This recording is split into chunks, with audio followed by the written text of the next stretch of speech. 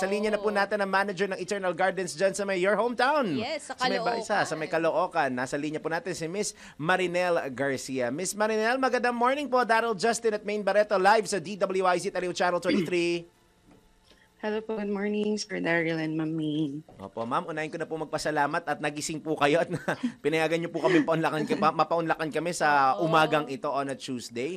Kasi alam naman natin na trending ang mga undas preparation, mga sementeryo sa panahon ngayon. Miss Marinel, kamusta na po ang speaking of preparation, kamusta na po ang mga inahanda? All systems go na ba? Masabing 100% na po ba ang Eternal Gardens Baisa para sa undas ngayong taon? Yes, sir. As of today po, our branch po is all set na po for this coming Undas, especially on October 31 to November 2 po.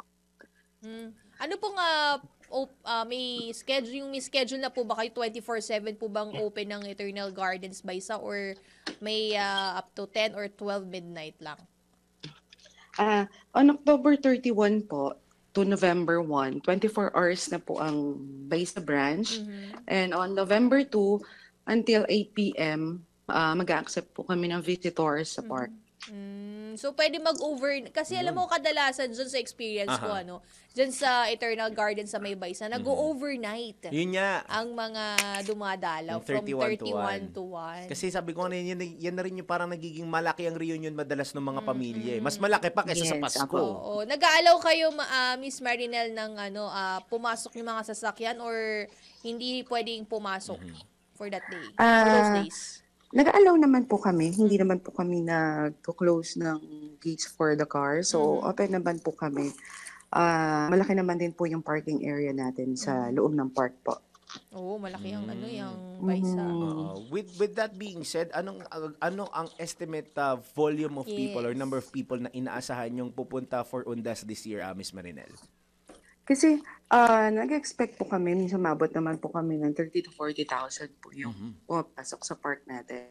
So, ano naman po sila, come and go naman po. So, kaya hindi rin po, bibihira rin po kaming maka-experience ng traffic inside the park po. Oh, that's good. Kasi yung isa sa mga concern din ng mga tao pag pumupunta minsan sa mga sementeryo.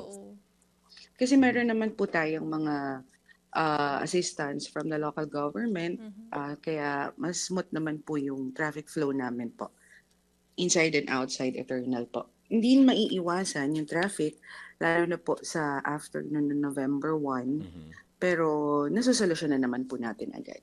Yun. Ang importante, solution-based ka agad. Diba? Yes, opo. Opo. Miss Marinel, kasi kanina, bago namin kayo isa lang, nagkausap kami ni Larmaine, kasi aware kami sa Santa Rosa, maraming paganap doon. Kasi kung di ako nagkakamali doon ng ano natin. Nakausap natin siya last. May nakausap tayo from Santa Rosa naman. Last. Kasi sila, alam ko, di ba kung di ako nagkakamali nandun ng Eternal Po Crematory, so karamihan ng mga fur babies at fur parents ang nandoon. Dito po ba sa Baisa, meron bang mga nakalatag na mga activities over the next coming days? For the days of Undas? Opo. Yes. Same with Santa Rosa branch, we also have po yung Eternal Po Parade. Kasi dito po sa Baisa, meron na rin po kaming Eternal Po Crematory. So we are the second branch po, yes. So sa Metro Manila, kami po na yung cater po para sa mga beloved pets po ng mga clients. Then, yan po, gaganapin po on October 31. Then, on November 1 po, we have the Holy Mass. Yun po naman is yearly na rin po natin ginagawa. Then, meron po kami Share the Light and Share the Love po, which is ano po yun, sa CRS activity po ng Eternal. November 1 din po yun gaganapin. Oh, that's nice. May mga trick-or-treating ba din na Miss Marinel? Bukod sa mga fur babies. Apo. Yun naman pong trick or treats naman po sa mga kids. Nangyayari naman po yun. Hindi naman po namin siya, hindi siya part ng marketing namin. Pero may mga kids na pumapasok sa park. So, open naman kami sa ganun po. Oh, that's nice. Yun ang hinahabol ng mga bagets ngayon. Lalo yung mga naka-trending na mga movie ngayon, na costume. Yes, tama po, sir. Miss Marinel, mayroon bang inilatag na mga rerouting schemes nga. in partnership with the LGU? Baka lang may baka ano kayo, Oo. may entrance point, exit point. para aware din yung mga kababayan na napupunta dyan sa Eternal Garden sa May Baysa. Apo. Yes, yung sa amin namang entry and exit points, hindi naman siya na bago. Yearly naman, ito pa rin po. So, sa entry point po namin, meron po kami Reparo Gate, which is, ito po yung Service Road Gate, kung tawagin. And then yung aming Leland Gate, sa May Quirino Avenue po yun. Then ang aming exit gates po is Baisa Gate and Reparo Gate po. Kasi ano po kami, we had 3 gates po. So malaki po yung sakop namin, Yes. yung Baisa branch po. Oo, yung So, entrance ganun pa rin nito naman yata po, yung hindi kami nagbabago. yung entrance na yung parang service road. Ito yung katabi ay yung NLEX na. Tama ba, Miss Yes, Marinel? ma'am. Tama po. Ako kasi ito yung Dalawa nakatira po sa may kasi NLEX, yung oo. gates namin doon. So, entry and exit point din po yun. Sa mga pupunta ng Eternal Gardens by sa yung wag kayong baka kasi magtuloy-tuloy dun sa Ayun lang, baka lumagpas na.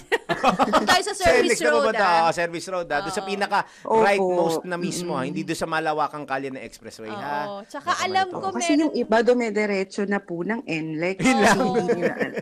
Correct. Yung isa, yung Baisa Road, alam ko, ito naman, kung nakapasok kayo ng NLEX, merong may tulay banda sa kaliwa. Okay. So, pag, kumbaga, dumaan dun sa tulay, sa rampa, papunta Yes, apo. ng Novaliches. Kung ang daan niyo po is galing ng A. Bonifacio area, tama po yung sinabi niyo, ma'am, na aakyat tayo tulay going to Quirino Avenue. Ayun yung Quirino. Yun po yes, opo. Okay. May way po doon going to Leland Drive and going to Service Road din, ma'am. No, yun. No. Basta yung wag po kayo Wag pupunta ng NLEX, ha? Magsasampa ng NLEX. Unless NLEX talaga punta nyo, sumampa kayo. Pero kung hindi, at Eternal, wag kayo sasampa ng NLEX. Pero Miss Marinel, for this hanggang bago, since preparations pa nga nag-aalaw ba kayo ngayon hanggang bago mag-31 ng mga pumapasok para maglinis or mag-set up ng mga Maglibing. Yun nga, pati yung mga may schedule pa ba kayo ng libing, ng cremation? Yes po. Sa libing namin, actually hanggang this October 30 pa po. Meron pa po kaming schedule. And for the cremation po, until October 31 lang po. Meron pa ng 31. Pero ngayon, ma'am, nag-aalaw na kayo Yung ng pumapasok. 31 naman po, depende pa rin po yun. Kasi minsan, nag-accept kami, morning lang po. Then the afternoon, hindi na. Kasi marami na rin po kang visitors sa Ayun. park. Correct. May nakuha ko kasi last year from Sir Joey. Kaya nakausap ko si Sir Joey last year na ibang mga offices daw niya are also open to accommodate yung mga possible na bumili ng lot and things like that for ng araw ng Undas. Ganun din po ba this year? Miss So, Marinel, sobrang bukas laki ba niyan. yung offices ninyo in case na may mag-inquire? Yes, apo.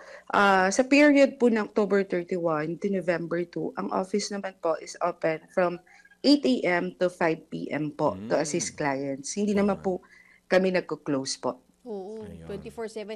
Alam mo na, curious lang ako. Sige. Kasi 'di ba may iba't ibang klase ng living. Merong apartment.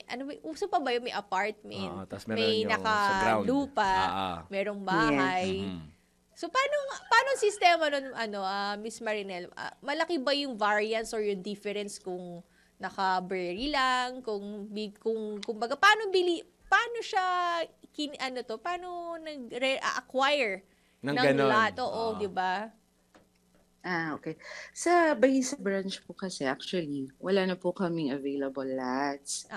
Ang meron na lang po kami is yung columbari po, the crypts for the ashes. Okay. So, ang naman po namin, meron kaming iba't ibang area for the crypts. So, para makapili yung clients, may indoor and outdoor crypts po.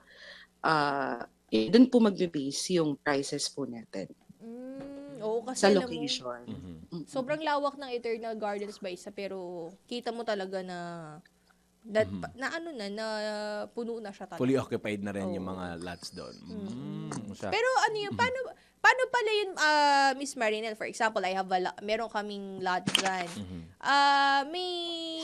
meron pa ba yung yearly na parang, kumbaga sa subdivision tsaka sa condo may association dues para ma-maintain yung lote? Wala na, kukilos lang ako. Opo. Sa lawn lot po at saka sa garden lot, wala naman po. Wala po kaming, ang may yearly dues lang naman po is yung mga mausoleum po ni Eden.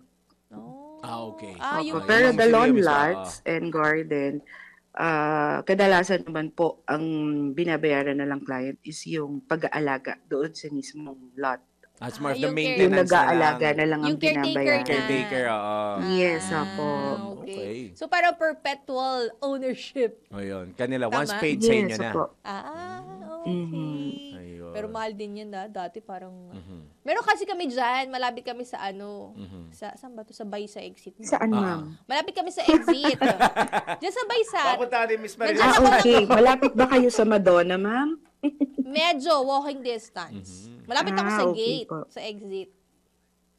Opo. Tamo, doon na namin nakuha yung available Oh, lot. diba? That was 10 years ago.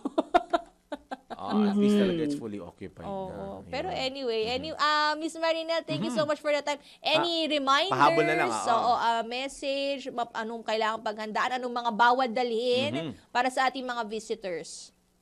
Opo. Kasi ito maraming nagtatanong sa amin.